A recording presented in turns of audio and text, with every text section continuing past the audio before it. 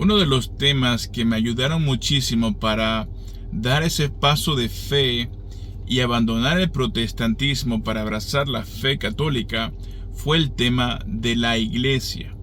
El haber descubierto, el haber comprendido que nuestro Señor Jesucristo no fundó múltiples comunidades o múltiples iglesias, el haber entendido que nuestro Señor dejó una sola comunidad o una sola iglesia, para mí fue el tema que dejó en claro de una vez y para siempre de que el protestantismo, tan fragmentado y dividido como está, pues no es el modelo correcto, no es el modelo original que nuestro Señor Jesucristo dejó allá en el primer siglo con sus santos apóstoles, dejando a San Pedro como su representante, como su líder principal de entre el colegio apostólico, tal cual lo dice San Mateo capítulo 16, versículo 18 en adelante.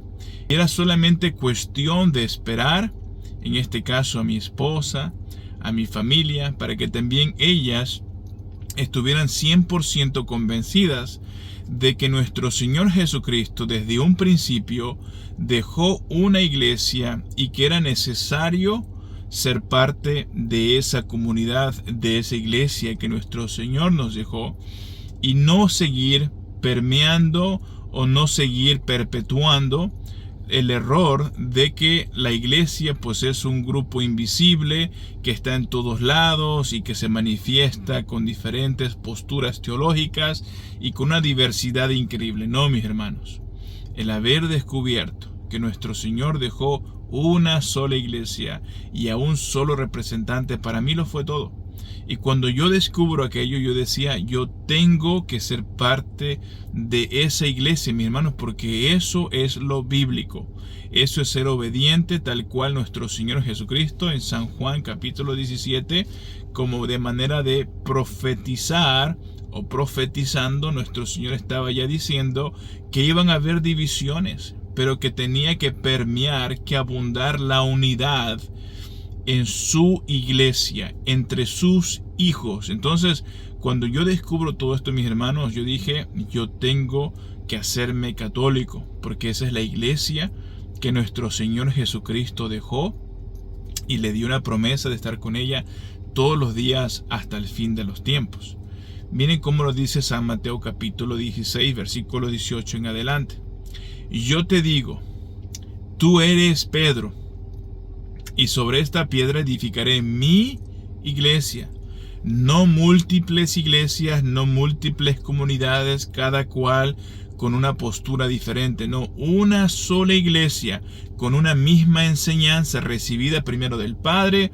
El Hijo la manifiesta a los discípulos y los discípulos la manifiestan a otros discípulos, y esa misma enseñanza ha llegado a nosotros hasta el día de hoy. Lo vuelvo a decir. Yo te digo, tú eres Pedro, y sobre esta piedra edificaré mi iglesia, y el poder de la muerte no podrá con ella. ¿Por qué no podrá con ella? Porque le dice, te daré las llaves del reino, tal cual en Isaías capítulo 22, cuando el reino estaba por un representante que daba cargo, y ese representante tenía toda la autoridad tal cual el rey tenía, se la daban a ese representante. Ahora, mis hermanos, eso no significa que el rey se quedaba sin autoridad. No, era una autoridad que el rey innatamente tenía y que podía delegar a otro, y que también esa autoridad se la podía quitar. ¿Okay? Entonces muchos hermanos entienden quizás mal de que si nuestro Señor le da las llaves, como que nuestro Señor se queda sin la llave. No, mis hermanos, nuestro Señor tiene la llave hasta el día de hoy, pero le dio esa misma llave a San Pedro, para que San Pedro también tenga esa misma autoridad que viene del rey. Entonces, si nuestro Señor Jesucristo es Rey de Reyes, tal cual en Isaías capítulo 22, cuando el rey estaba ausente, pues dejaba a un representante, a alguien que estuviera en lugar del rey velando por los intereses del reino. Entonces, mi hermano, el mismo concepto en el Nuevo Testamento pues persiste, ¿no? Hay un rey, y ese rey se iba a ausentar, iba a regresar al Padre, y tal cual iba a dejar esa autoridad a alguien. ¿Y quién era ese alguien? Pues San Pedro. Aquí lo vemos en el capítulo 18.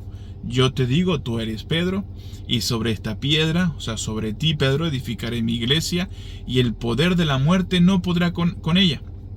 Te daré las llaves del reino de los cielos. Y ese es otro punto importante. Cuando hable del reino de los cielos, la iglesia, mis hermanos, es una extensión del reino de los cielos. Nuestro Señor, quien es Rey, trajo ese reino celestial a la tierra y lo dejó de manera, vamos a llamarle, plena, completa, en su iglesia, en la institución que Él dejó a través de los santos apóstoles. Por eso también le llama el reino de los cielos. A veces esa palabra tiene que ver con el cielo mismo, tiene que ver con nuestro Señor Jesucristo, pero en otras ocasiones tiene también que ver con el gobierno de Dios en su iglesia, ¿okay? Y dejó a un representante, a un líder en esa única iglesia que Él estableció. Dice después, lo que ates en la tierra quedará atado en el cielo, lo que desates en la tierra quedará desatado en el cielo. De modo que hay una comunión entre la iglesia, hay una íntima conexión entre la iglesia y el reino de los cielos. Es una extensión del reino de los cielos que tiene repercusiones. En el caso, por ejemplo, de la excomulgación, ¿no? Si alguien comete un pecado grave y no se arrepiente, bueno, el colegio apostólico se reserva esa autoridad para poder disciplinar a aquel hermano o aquella hermana que ha cometido un pecado grave pero que no quiere arrepentirse. Entonces, nuestro Señor le dice a San Pedro, te voy a dar a ti una autoridad exclusiva que es solamente para ti. Ahora, en la segunda parte de esta autoridad que nuestro Señor le da, primero las llaves y luego de atar y desatar, el catecismo de la Santa Iglesia nos dice en el numeral 553 que el poder de atar y desatar significa la autoridad para absolver los pecados, pronunciar sentencias doctrinales y tomar decisiones disciplinarias en la iglesia. Cuando yo leía esta parte en el catecismo decía como que no tiene sentido. ¿Qué tiene que ver esto con lo que dice Mateo 16:19? Como que no veía la conexión hasta que me puse, por ejemplo, a leer lo que dice San Mateo capítulo 18, 2 capítulos después de San Mateo 16. Para agarrar contexto, leamos desde el versículo 12. Nuestro Señor está hablando con sus santos ministros. Dice, ¿qué les parece? Si un hombre tiene 100 ovejas y se le extravía una de ellas, ¿no dejará en la montaña las 99 para ir a buscar la descarriada? Y si llega a encontrarla, les aseguro que se alegrará por ella más que por las 99 que no se extraviaron. Del mismo modo, el Padre del cielo no quiere que se pierda ni un solo de estos pequeños. Ahora escuchen versículo 15. Estoy leyendo San Mateo capítulo 18.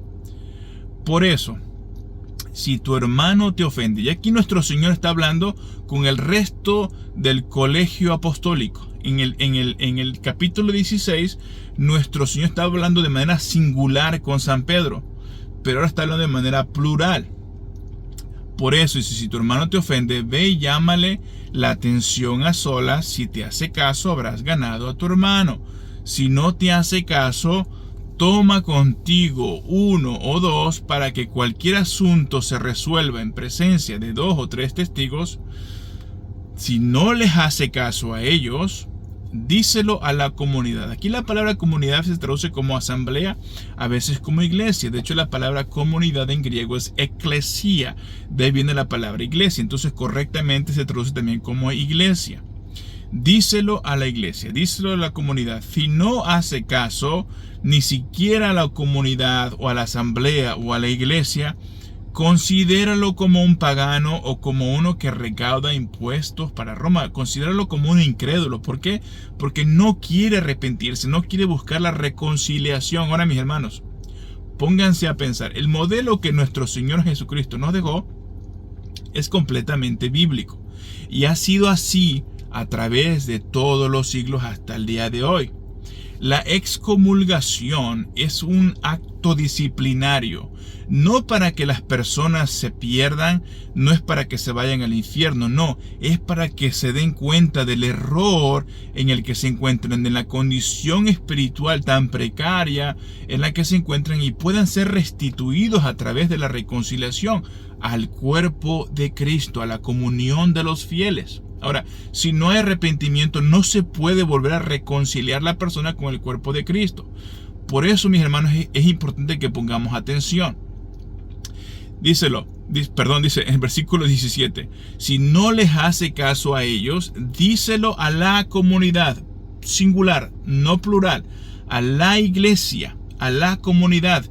Y si no hace ni siquiera caso a la comunidad, considéralo como un pagano, o sea, exclúyelo, excomúlgalo de entre el grupo para que esa persona no contamine a otros y por ende vean los demás que, bueno, si esta persona se sale con la suya, pues no hay ninguna consecuencia disciplinaria y por ende se pueden salir las cosas de control. Entonces, para tener un control, mis hermanos, en cuanto a la disciplina, en cuanto a la conducta moral de los fieles, era necesario que se establecieran normas, que se establecieran reglas. ¿Y quién era ese que iba a establecerlas? Pues nuestro Señor mismo, porque Él es el dueño y amo de su iglesia. Entonces, a San Pedro le deja las llaves, le dice también: lo que ates quedará atado en el cielo, lo que desates en la tierra quedará también desatado en el cielo. Entonces hay una íntima conexión que tiene repercusiones. Lo que pasa aquí abajo también tiene repercusiones allá arriba. Por eso, si alguien es excomulgado del cuerpo de Cristo, también queda excomulgado del cuerpo de nuestro Señor Jesucristo, que también está en el cielo. Porque recuerden que el cuerpo de Cristo no nada más es acá la iglesia en la tierra, de los que estamos todavía pues en este momento hablando con ustedes. No, el cuerpo de Cristo se compone de tres, vamos a llamarle tres facetas. La iglesia militante, los que todavía día a día tratamos de echarle ganas para ser mejores personas, mejores cristianos, pero tenemos ya un grupo de hermanos que también son parte de la misma iglesia, del cuerpo místico de Cristo, que están en otra faceta, que están quizás purgando sus pecados, están purificándose para poder entrar en la gloria eterna, que es la tercera faceta, donde también están el resto de nuestros hermanos que en un tiempo, tal cual como nosotros interactuamos, ellos también tenían sus luchas, también militaban, pero ahora están en la gloria eterna, mis hermanos. Son esas tres facetas, pero es el mismo grupo, son parte de la misma iglesia, tal cual también todos nosotros. Desafortunadamente, este modelo bíblico que nuestro Señor nos dejó se fue, ¿cómo le podemos decir?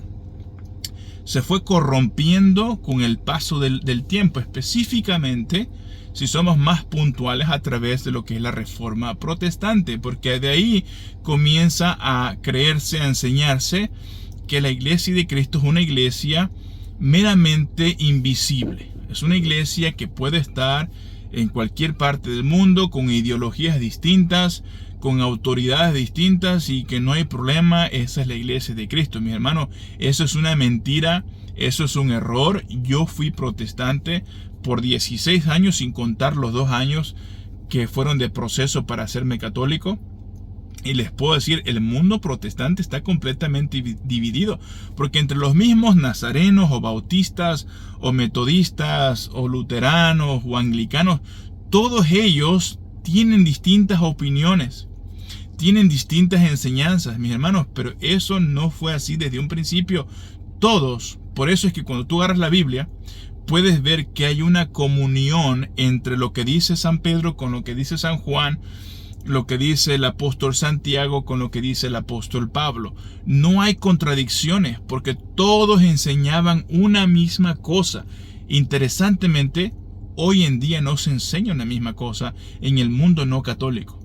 Eso por sí solo tendría que ser una banderita roja que se dispara y dice: oye, algo no está bien. Si los discípulos tenían armonía, tenían comunión los unos con los otros, ¿Por qué hoy en día el mundo protestante está tan fragmentado? No hay comunión los unos con los otros. Ellos dicen que se llevan, que son hermanos, mis hermanos, pero les soy sincero, un bautista reformado jamás le prestaría su púlpito de su iglesia a, por ejemplo, un hermano de las Asambleas de Dios, un hermano pentecostal, para que venga y enseñe a su congregación. Jamás lo verán tus ojos. Porque ellos, a pesar de que dicen somos parte de la iglesia del Señor, sin embargo están divididos, no tienen comunión los unos con los otros. Esto no es así en la iglesia católica. Un ministro, un sacerdote de, por ejemplo, de Centroamérica o de Sudamérica puede venir a México, puede venir a Estados Unidos y celebrar la Santa Misa sin ningún problema, porque no, eso no es así en la iglesia católica como lo es en el mundo protestante, ¿no? Los únicos que tienen comunión los unos con los otros es cuando piensan de manera similar. Es que se confía en el púlpito los unos con los otros. Si eres reformado de 5 puntos, por así decirlo, un hermano calvinista le dice, bueno, eres bienvenido. Pero, por ejemplo, un hermano pentecostal que rechaza los 5 puntos del calvinismo, jamás tampoco le prestaría su púlpito a un hermano reformado para que les enseñe el calvinismo a los hermanos pentecostales. Eso jamás lo verán tus ojos. Entonces, mis hermanos, nuestro Señor acá está hablando de establecer una comunidad, una sola iglesia. Y les dice, cuando las cosas se pongan difíciles, y el hermano o la hermana de la comunidad de creyentes no quieren entrar en razón, no quiere arrepentirse, excomúlgalo, exclúyelo. Repito, no es para que se pierda, no es para mandarlo al infierno, no es para que la persona recapacite y venga al arrepentimiento. Pero les hago una pregunta, aquellos que no son católicos. Si un hermano hoy en día es excomulgado de la iglesia bautista, por ejemplo, por un pecado serio que cometió, lo excomulgan de la Convención Bautista del Sur, que es una de las denominaciones más grandes en Estados Unidos con muchos millones de miembros. Él muy fácil abandona la iglesia católica y se mete, la iglesia bautista, y se mete a otra denominación, como por ejemplo los de las Asambleas de Dios, que son hermanos pentecostales. Él va ahí, nunca le van a preguntar, ¿has sido una vez excomulgado de algún grupo protestante? Claro que no. Vas a esa iglesia, empiezas a reunirte, empiezas a servir, empiezas a enseñar. De repente también comete un pecado grave, lo vuelven a excomulgar de las Asambleas de Dios y luego pues fácilmente se mete, por ejemplo, no sé, con los hermanos luteranos, ¿no? Se va con el sínodo de Missouri porque ahora para ese entonces tiene un pensamiento pues más reformado. Y así sucesivamente. Mis hermanos, ¿dónde está la disciplina ahí? Eso es jugar a la iglesia. Eso es jugar con la misma palabra de Dios. Porque el concepto de excomulgación es el mismo concepto que se tenía, por ejemplo, en el primer siglo dentro del mismo judaísmo. Les voy a leer un pasaje de las Sagradas Escrituras para que ustedes vean con toda claridad, como por ejemplo en San Juan capítulo 9, de los versículos, es un poco largo, pero quiero hacerlo un poco breve acá, del versículo 18 en adelante, quiero que escuchen con atención, hablando de un hombre que nació ciego de nacimiento y nuestro Señor le restauró la vista. Ellos lo llevaron, más bien él fue llamado para que viniera a dar testimonio de lo que había pasado.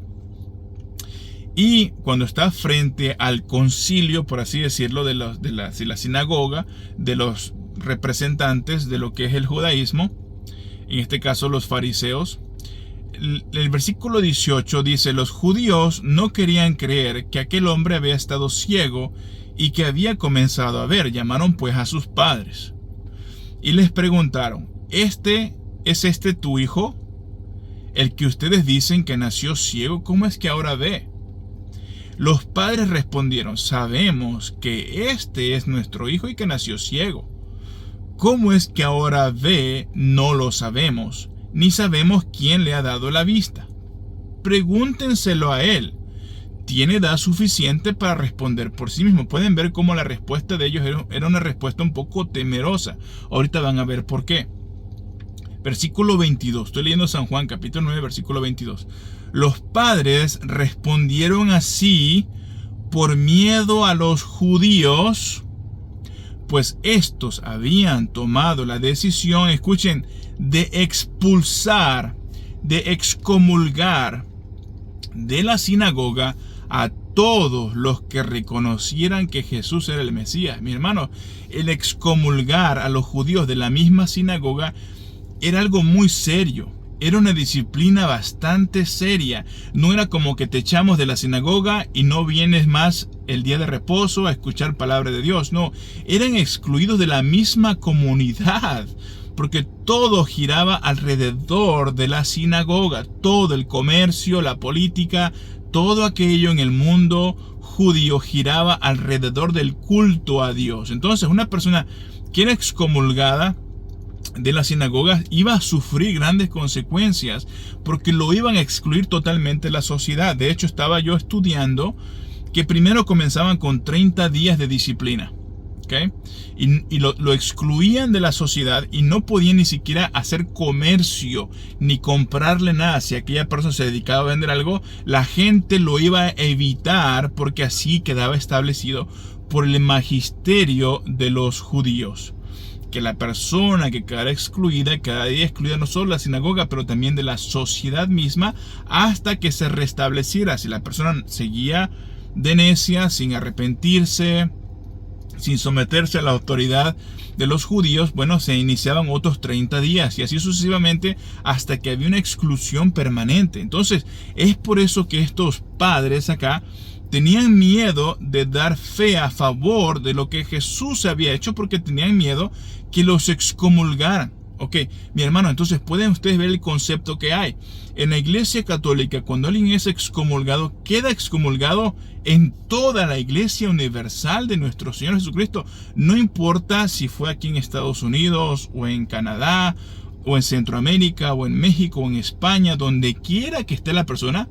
Si esa persona comete un pecado grave, queda excluida del cuerpo de Cristo, y no importa dónde vaya, la consecuencia, la disciplina que ella permanece hasta que la persona recapacita, pide perdón y puede ser restablecido a la comunión de los fieles, al cuerpo de Cristo una vez más. Eso es lo que el Señor está hablando aquí en San Mateo, primero en el capítulo 16, dándole esa autoridad a San Pedro, y luego en el capítulo 18, dándole la autoridad también a los santos apóstoles, siendo San Pedro el que tenía la exclusividad de las llaves del reino, como el líder principal, aquel que velaría, ¿no?, por la iglesia de nuestro Señor Jesucristo.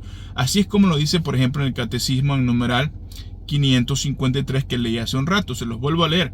El poder, dice, de atar y desatar significa la autoridad para absolver pecados, pronunciar sentencias doctrinales y tomar decisiones disciplinarias en la iglesia. Jesús confió esta autoridad a la iglesia por el ministerio de los apóstoles, y está aquí Mateo 18:18, y particularmente dice por el de Pedro, el único a quien él confió explícitamente las llaves del reino, como dice en San Mateo capítulo 16. Entonces, no es para confundirse. Muchas veces nuestros hermanos dicen, pero es que nuestro Señor Jesús le dio las llaves a San Pedro y también se las dio a los demás apóstoles. No, mis hermanos, nuestro Señor le dio la exclusividad a San Pedro de las llaves del reino.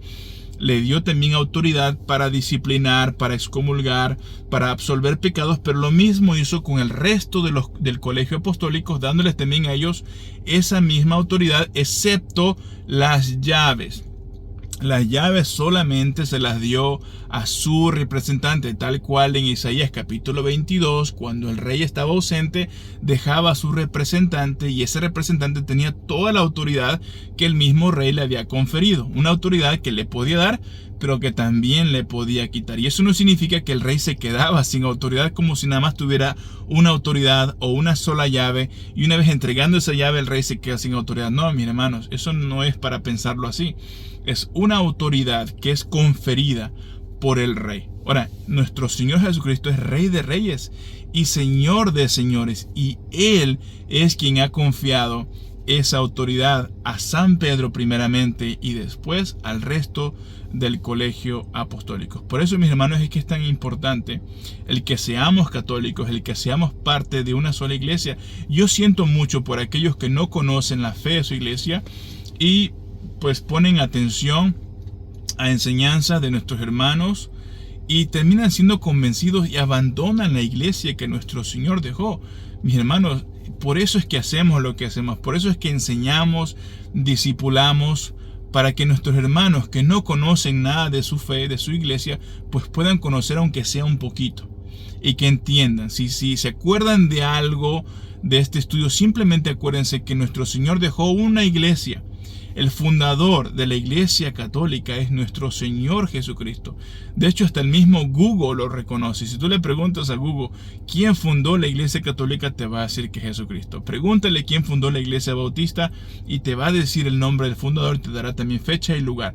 Lo mismo con las Asambleas de Dios, lo mismo con las iglesias reformadas. Cada iglesia, cada denominación tiene un origen. Y ese origen siempre apunta a un hombre, a una fecha, a un lugar específico.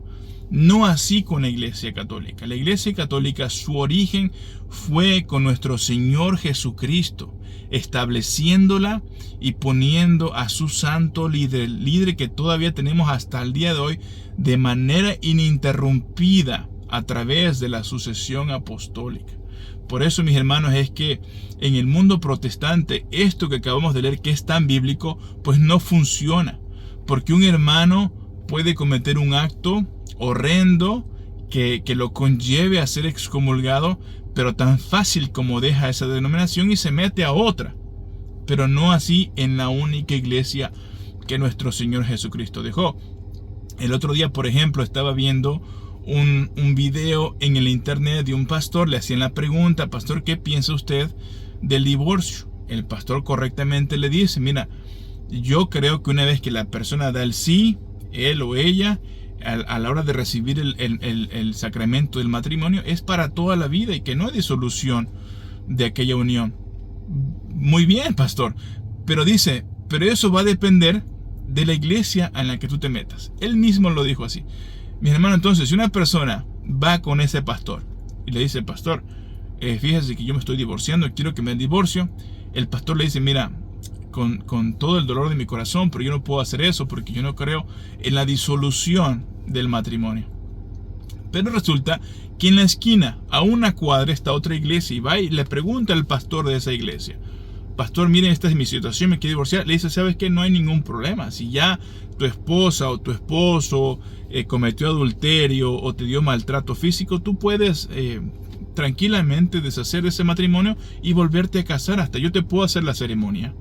Mis hermanos, entonces, ¿de qué sirve que en una iglesia, una denominación, digan con toda la autoridad: aquí no divorciamos, pero en la otra denominación con toda autoridad dicen: acá sí divorciamos? Mi hermano, eso no funciona. Según a lo que estamos estudiando aquí, según a la luz de la palabra de Dios, no tiene correlación una cosa con la otra. Por eso es que el mundo protestante no tiene sentido. Por eso, porque está fragmentado, está dividido, y su manera de ellos hacer iglesia no es un concepto bíblico, porque lo volvemos a ver. Nuestro Señor está diciéndoles: si ese hermano o esa hermana no quiere entender, no quiere recapacitar, exclúyanlo. ¿Ok? ¿Cómo sucede eso en la iglesia protestante? No se puede hacer, porque hay miles de denominaciones, miles de iglesias. Entonces, ni la iglesia bautista del sur en México sabe lo que la iglesia metodista en Canadá ha hecho. O sea, no tienen comunión una con otra. Entonces, ese concepto bíblico de excomulgar a alguien, pues no se puede llevar a cabo en el mundo protestante, porque ellos lastimosamente se encuentran totalmente fragmentados, totalmente divididos. Por eso es que no tiene sentido, por eso es que es un error. Y cuando yo descubro esto y me doy cuenta, digo: yo tengo que salir del error y volver a la santa iglesia que nuestro Señor dejó hace 2000 años, pero que yo desconocía. Porque yo pensaba que la iglesia católica era una más del montón. Una más que, por cierto, para mí estaba completamente errada. con la inclinación a la idolatría, no conocen Biblia, tienen muchas ideas pues extrañas del purgatorio, de que hay que hacer misas por los muertos, un montón de cosas que yo no entendía. Pero ahora, mis hermanos, entiendo que esa iglesia es la iglesia santa de nuestro Señor y tiene la misma enseñanza que le fue dada primero del Padre, perdón, mis hermanos, al Hijo, y el Hijo recibe la enseñanza del Padre y así se la transmite a sus apóstoles, y los apóstoles también nos transmitieron a nosotros hasta el día de hoy. Así que, mis hermanos, vale la pena sufrir por el Evangelio, vale la pena echarle ganas, esforzarse, aunque nos critiquen, aunque nos tachen de idólatras, aunque nos digan un montón de cosas. Mi hermano, tenemos que seguirle echando los kilos, echándole ganas, porque vale la pena. Vale la pena ser vituperados, creo dice, ser señalados, ser juzgados por causa del Evangelio. Así que, mis hermanos, espero que este estudio les sea de bendición para ustedes, para que se afiancen más en su fe, para que no abandonen la iglesia que nuestro Señor nos dejó, por la cual nuestro Señor se ha sacrificado y sigue velando por ella y seguirá velando por ella hasta su segunda venida. Así que sigamos firmes en lo que creemos, firmes en nuestra fe católica, y primero Dios nos halle fieles hasta el fin de los días. Les mando un saludo, un abrazo a cada uno de ustedes. Ya me extendí un poquito del tiempo, pero ustedes entienden que cuando me apasiono, pues quiero sacarlo todo, ¿no? Para que también ustedes sean bendecidos y edificados tal cual también yo. Les mando un abrazo, lo mejor de lo mejor, que la paz de nuestro Señor Jesucristo sea con cada uno de ustedes y que reine en cada uno de sus corazones. Dios te salve. Bendiciones.